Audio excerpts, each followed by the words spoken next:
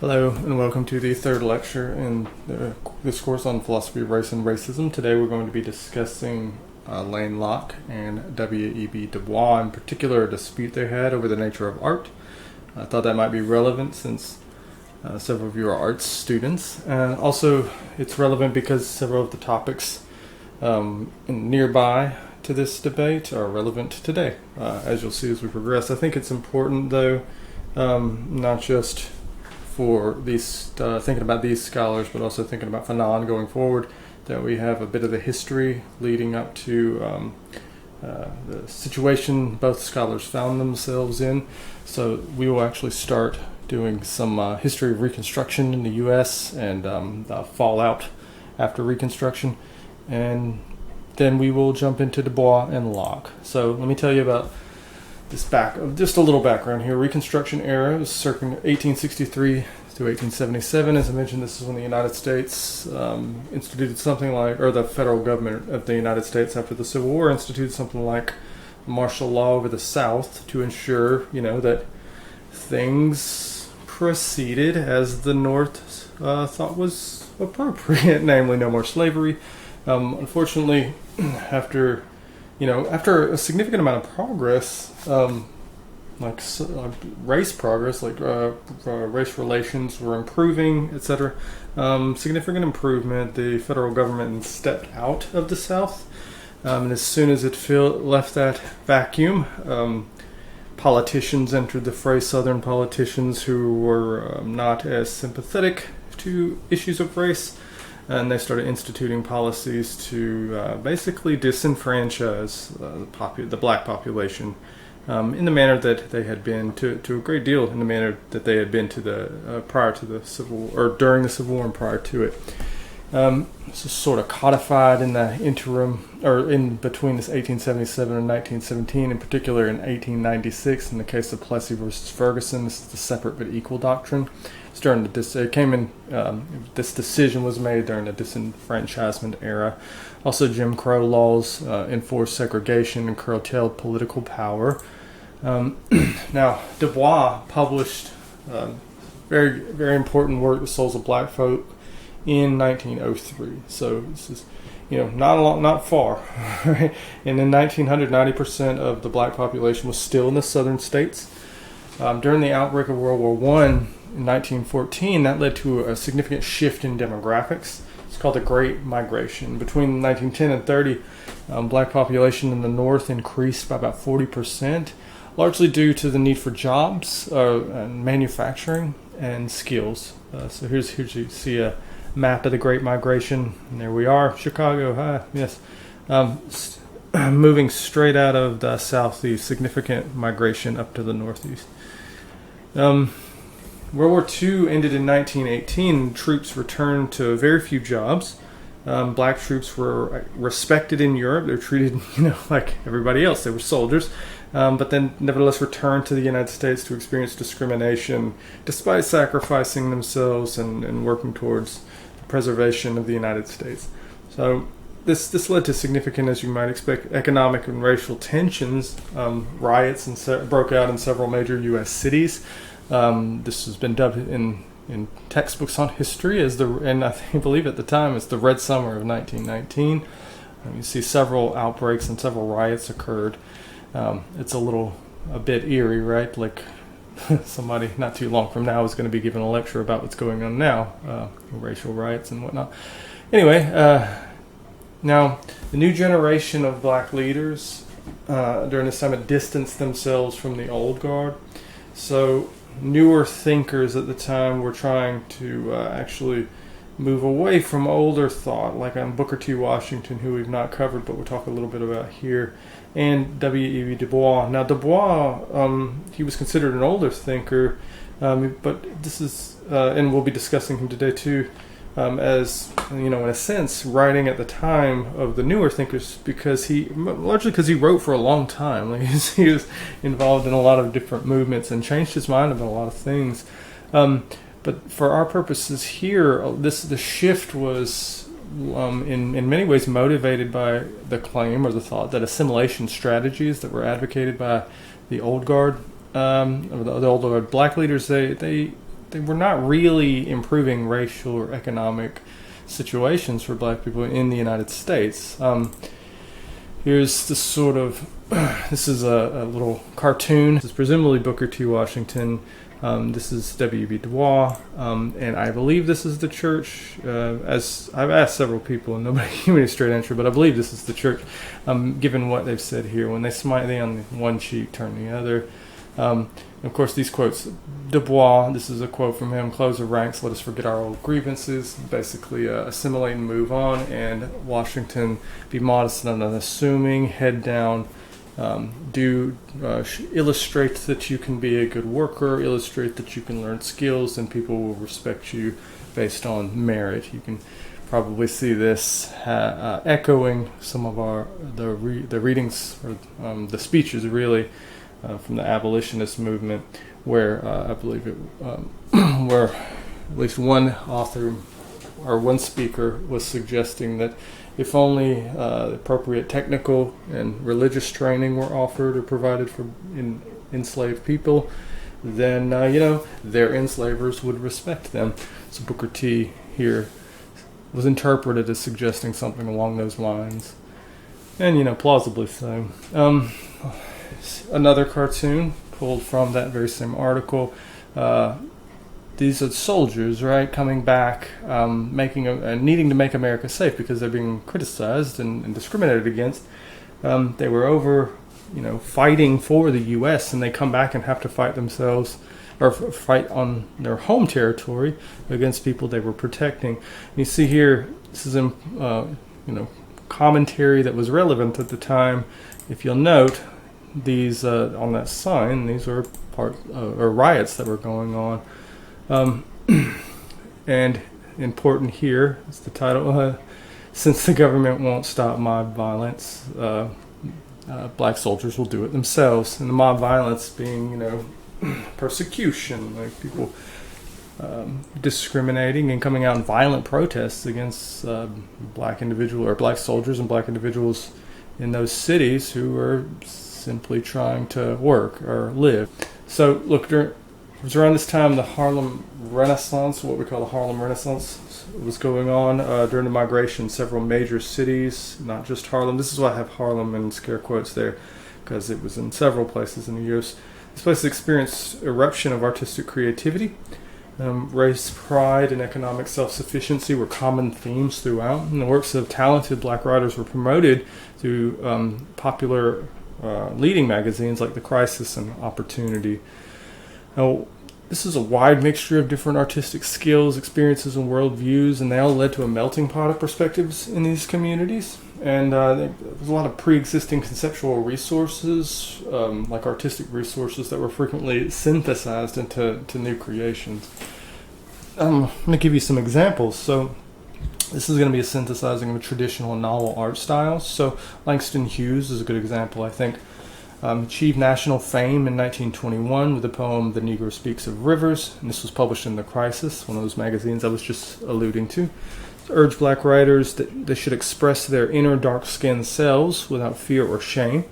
And he employed slang and individuality and joy and pain and pride and all the sorts of emotions associated with being a black American. He put it in the writing, and this was sort of in contrast to this was standing in contrast to the sort of standard Shakespearean sonnet style, which was very refined and used, very, very sophisticated language.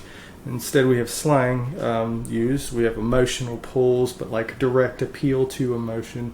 This is not to say, poems at the time didn't have emotional pull.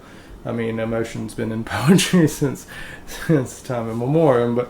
But here, like, not only are the emotions like direct and specific and conveyed in a sort of a colloquial language, but also they are directed specifically at these emotions with respect to being a black American. Here's the poem. I'll let you read it. You could pause this, of course, to read. But note, this is in free verse too, which is not a structured style of poetry. Again, in contrast to the standard style of poetry that was presented at the time, which was Well, we'll see in a moment, but it's mostly sonnet form, which had a very specific structure. It's another traditional style emulator, Claude McKay, considered a spokesperson for the more militant black writers at the time. He came to national attention with a poem, If We Must Die, and this was written in the aftermath of the Red Summer. Now, his writing emphasized justice and fighting back. It also employed Victorian sonnet styles, popular among white readers. Here is his poem. Again, you can pause, read it if you like. But note the structure. This is a typical sort of, I believe it's a Shakespearean sonnet style, with the rhyming. And note the terminology. This is a lot less slang, or a lot less colloquial speech. As you see in Claude's style here, it's sophisticated, it's refined, and it's unlike Langston Hughes's writing. It's not really vernacular. You have to maybe go to college to read this stuff. Shakespearean. Now, other binaries at play were African provenance and American provenance, right? And you can see this in the work of Aaron Douglas, who's an influential muralist during the Harlem Renaissance and one of the first visual artists to employ abstract, African-centered imagery, which focused on symbolism to create a sense of unity between Africans and African Americans. One of the things that will come up repeatedly, I've mentioned it already several times, is a sort of appeal to common ground between, diverse groups. As an example, again, symbolism is something like what's common among us all, right? Like in a very, very powerful imagery, very communal sense, right? Or communal symbolism going on, and almost sacrosanct communalism going on. Now, again, that appeal to something common or something universal, you might think, or something more abstract. Douglas is a good example, I think, of that going well, even if in other cases, and we'll see many, many as we progress, that same sort of tactic or strategy for creating a bridge between two people or two groups can also be used poorly. Jesse Fawcett, author who synthesizes or attempted to synthesize this African Americans binaries. So, a novelist, a poet, and editor, worked with Du Bois and Alain Locke, published several books that focused on middle class life in the black communities, and also worked emphasizing gender and race issue. And Plum Bunn, for instance, she wrote about a mixed race protagonist, female, who could pass as white, and then achieved success in the business world, only to realize that she actually couldn't be as successful as she thought because she was a woman. So the protagonist didn't foresee this sort of discrimination, because at the time the racial discrimination for her was so pronounced that it really took being able to pass before she could see just in fact how this sort of intersection of discrimination and how it was affecting her. Here's another good one. I'll let you look into that one. County Cullen, also synthesizing the sorts of African and American binaries. Poet employed African themes to traditional English forms. So here we have a case of the traditional style of writing, but also focus on, much like Langston Hughes, on the sort of direct experience of what it is to be a black individual and also have sort of African provenance. Emphasized universal black cultural experience in Harlem at the time. Also, again, you see this sort of similarity with Aaron, who was using that abstract or communal or appeal to something common, like a common or universal cultural experience, as a way to communicate, as a way to illustrate common ground between people, among people who may not initially see that. County was critical of art forms he thought were impermanent, like jazz. He preferred those universal forms of expression. Those universal forms of expression he has in mind is the English sonnet form. Other binaries at play worth discussing that were going on during the Harlem Renaissance are cultural and political. And here is where we get into Alain and W.E.B. Du Bois. So Alain was a Harvard educated philosopher. He was the first African American recipient of the Rhodes Scholar. He was a Howard Philosophy Department chair for most of his life, or academic life. He was widely considered one of the leading intellectuals of the Renaissance. There he is, as a young man, proud, having graduated, and then looking, at a bust of me for some reason. He wrote Harlem, Mecca for the New Negro for Survey Graphic in 1925. Now, he developed, and you saw this expression, the New Negro, in those cartoons we saw earlier. This was a phrase that was going around at the time, so this was in an apt title. He developed this work into an anthology, of which The New Negro, which is one of his probably his most famous article. That's where it was found. Now, the anthology included lots of writers who were focusing on describing aspects of life, of the life of black individuals in America at the time. Now, Alain claimed understanding the Negro, he would say, as a problem was just entirely inaccurate, but that was part of the old guard perspective. The idea was like the black population is a problem that needs a solution. This is something that you can get straight out of Booker T. Washington, straight out of early Du Bois, who started an article with how does it feel to be a problem? And so Alain is responding to that. Alain is saying straightforwardly, I'm not a race problem. That suggests race solutions are needed, but he was uninterested in proposing anything like what Booker T. Washington had proposed, which was the Atlanta Compromise, which was basically learn a trade, keep your head down, be modest, don't ask for too much, make money. It's an economic move, also a skill-oriented way. Booker believed would be probably the most practical way for raising creating prosperity in the black community. Marcus Garvey, on the other hand, was not really interested in trying to earn the respect of a population white population that had treated the black population so poorly. He was instead inclined to get out of the country, like go back to Africa. And this was part of. He was like one of the a crucial figure and a very important figure in the Back to Africa movement. He, in fact, Marcus. I mean, just to give you an idea of how salient this movement was at the time. So Marcus, the plan was raise enough money to buy or to build ships to carry black people back to Africa, and he did. He raised enough money, if I'm remembering correctly, to build 3 ships, like big ships, like huge ships, and he raised it from going around and giving speeches to black communities who were very poor. You have to keep that in mind, right? He raised enough money. Also, in a couple of months, there was one time where, I think it was only 4 months, he raised enough money at the height of this to construct at least 2 large ships, and all generated from the people who really didn't have that much to donate. Now that is incredible. But it also should give you insight into, the sort of sentiment at the time.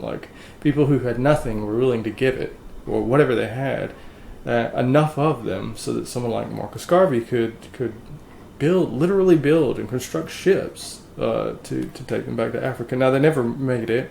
They were relatively well built, but unfortunately there were some mechanical issues that came up, so they never sailed. At most they ever did was sail up and down the East Coast to a great deal of applause and fanfare.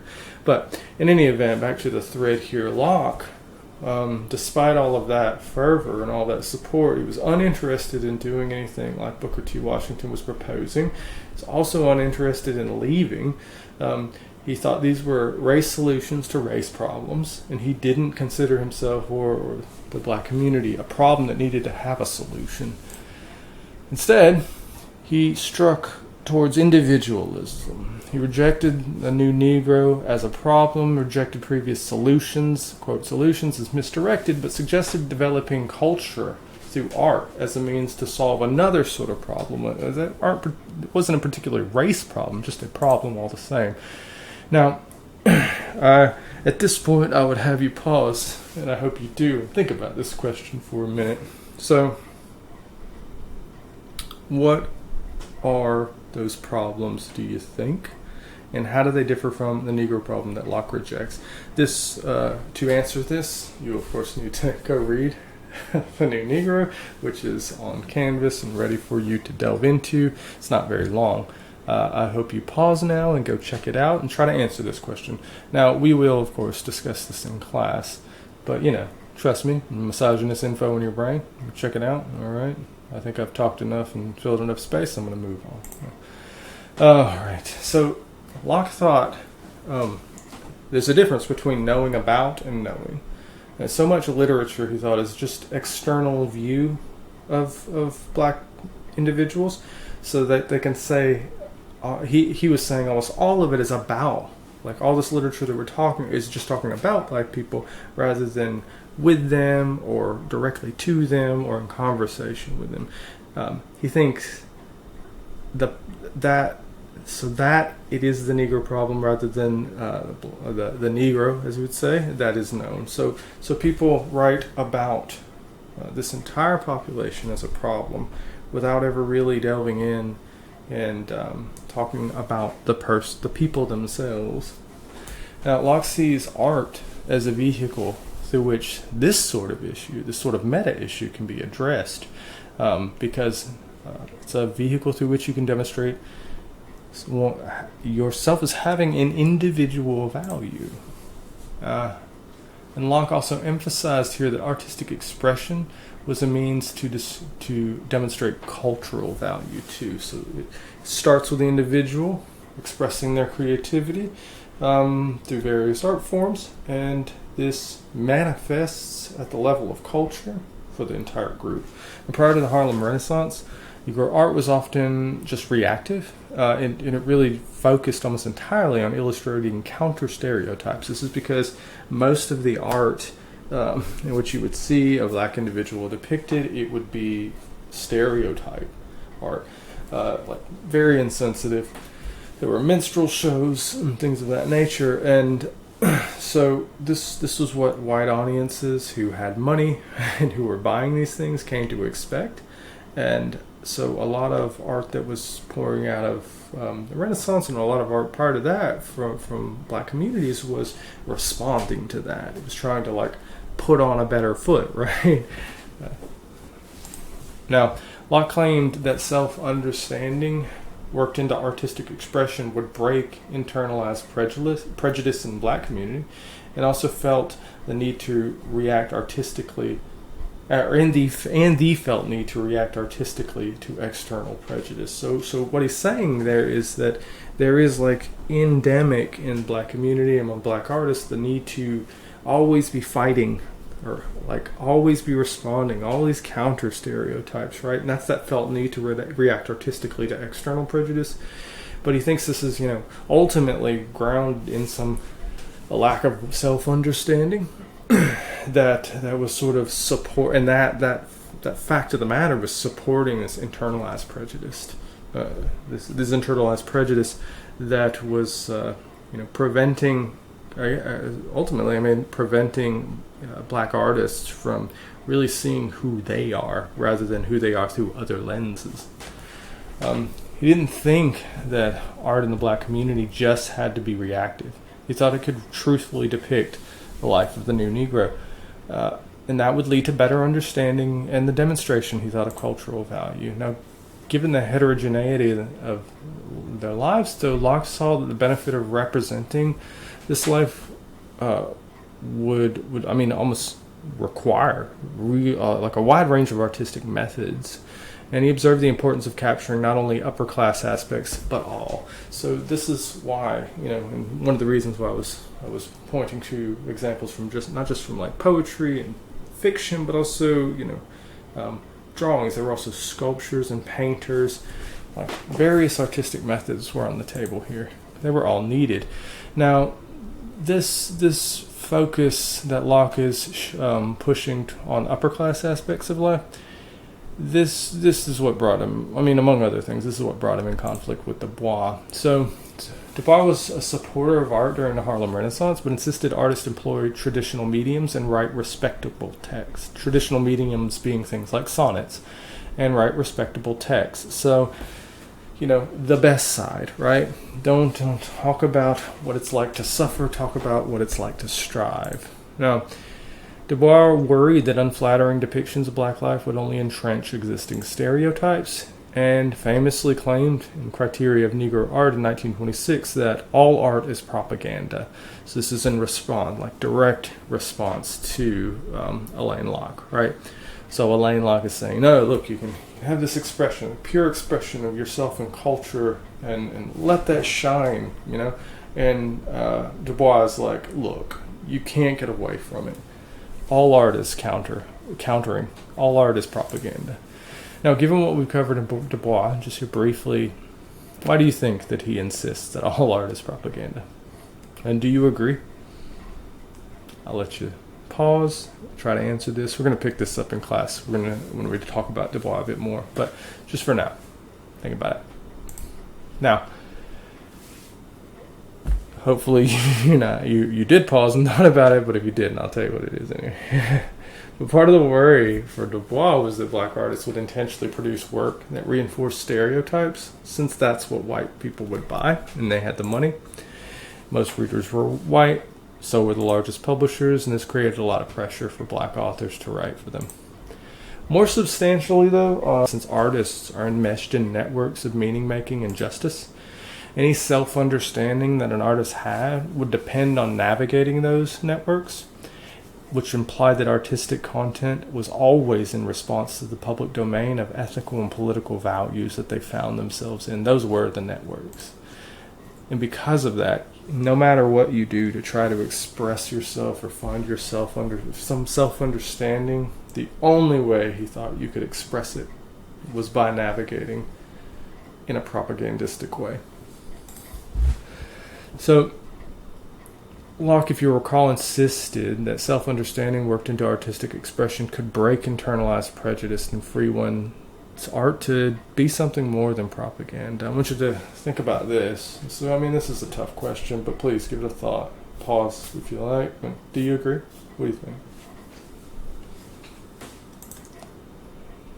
Now, I think Locke worried that restricting artists to respectable methods or aspects of life would undermine the quality of art. That's the sort of sense I get from his writing, and believe that such restrictions reflected at best inauthentic half-truths about black experience. So he was seeking truth in artistic expression, like self-understanding, and he thought if you put any constraints on that, you're not going to get it, right? And that would just serve to conceal the person, right? The new Negro experience, he thought, and undermine the development of mutual understanding between people in the white communities and people in black communities.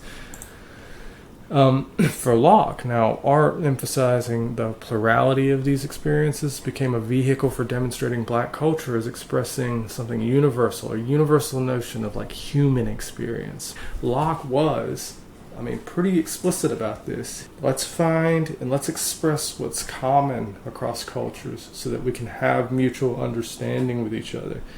Because at that point, there wasn't a dialogue. There really wasn't understanding. And he's trying to get to that point.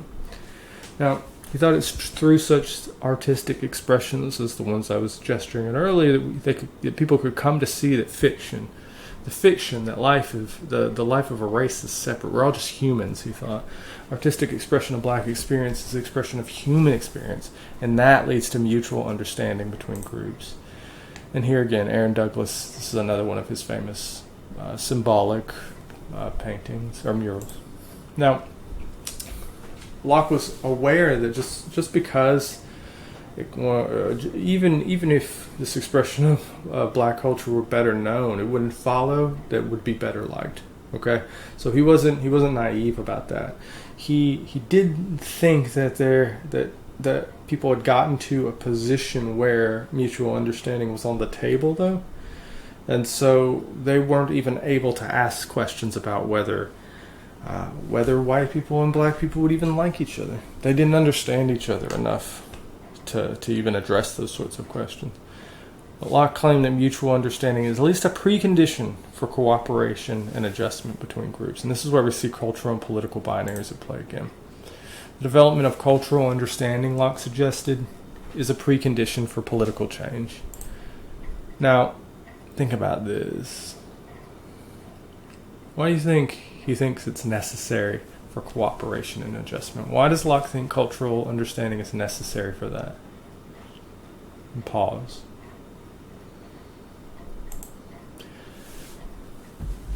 Okay.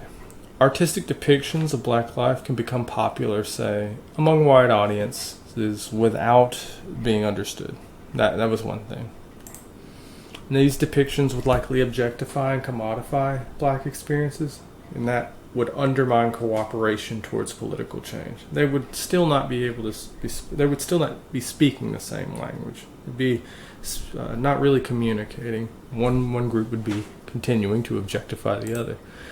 The development of cultural understanding, like suggested, is a precondition for adequate political change, but he's also saying that's not enough, right? Think about this. Why do you think cultural understanding isn't enough? Pause. I mean, he really doesn't give us too much in this essay on this point, but he basically says there's no formula for cooperation and political change. Developing cultural understanding is an experiment. It doesn't have a determined outcome. But art, he thought, played a role in developing cultural understanding, and he thought and Locke rightly thinks understanding is not the same as appreciation and respect. You can understand someone and not care, or not respect them, or not appreciate them. But art is sometimes effectively employed as a means to generate both appreciation and respect of represented experiences. And this is his position. Now, what do you think about this one? I'll leave you here. Is it the case that black art only plays a role in developing cultural understanding, as Locke was suggesting in many cases it would? Or do you think in some refined cases, as he is also suggesting, it might also play a role in contributing to respect and appreciation of black experiences?